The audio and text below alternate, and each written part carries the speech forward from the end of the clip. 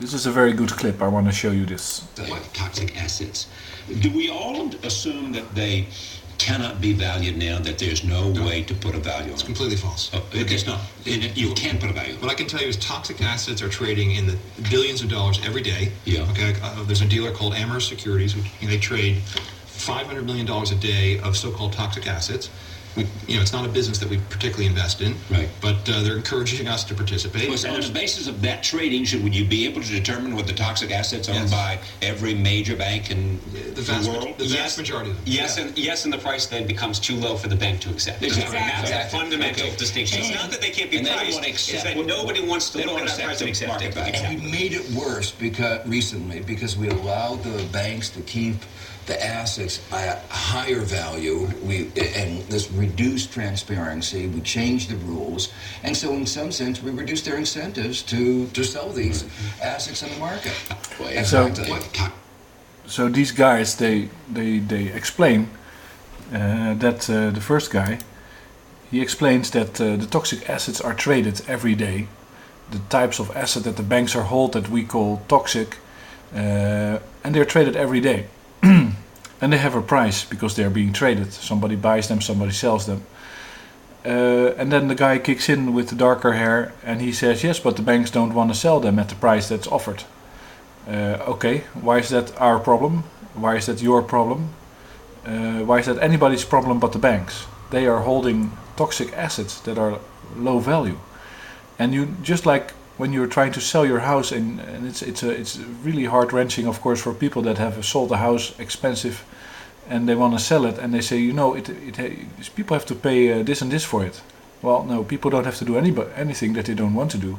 They will pay whatever they like, and if that's not what you want, then you're not selling your house. So the real value of your house is always determined by the buyer, not by the seller. And in this case, it's always determined by the bank, by the market, and not by the banker.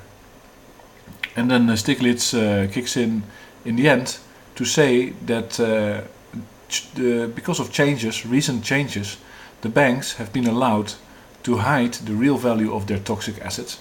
So let's say a bank has a mortgage package of a number of mortgages, which is toxic. You can do two things.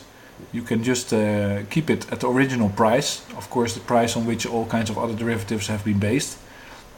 Or you can, and that is what you publish as a bank, or you can be honest and you can go to this first market that the first guy talked about. Just try to see what people are offering for your package of mortgages, and if that is 5% of what you say that is worth, then tough shit, it's just not worth that much, it's only 5% of that, and you put that on your books. But because of changes in the law, and of course because of the influence of Geithner and Bernanke, banks have been allowed to put higher values of these packages and these mortgages and these toxic assets on their books, and by that means they remain solvent. They keep their solvency, and because they keep solvent, they can keep milking your credit cards and giving you high interest rates. It's the evil, or it's not the evil, it's a stupid word, but it is just people that do not care about you, that don't want to help you, that are not helping you, that have not been helping you but have been cheating you into like variable rate mortgages and all kinds of predatory lending, that are now keeping themselves alive by having influence over the government. They can pretend that they have a lot of money, but of course they don't, because they don't have to look for the real price, discover the real price of what they own. So let's say it's just like the emperor without clothes. It is somebody that holds I don't know, a bag of cow dung and pretends that it's gold. It's not. But as long as he pretends it's gold and everybody allows him to pretend that it's gold, he might be a very wealthy man and respectable. But of course the banks at the moment are not respectable. They're not behaving respectable, and they're forcing you to join into this game, and your government is coerced in the same way. So you should protest this, and the serious opening that you have here is you have to demand that the banks go to this toxic asset market also with their toxic assets.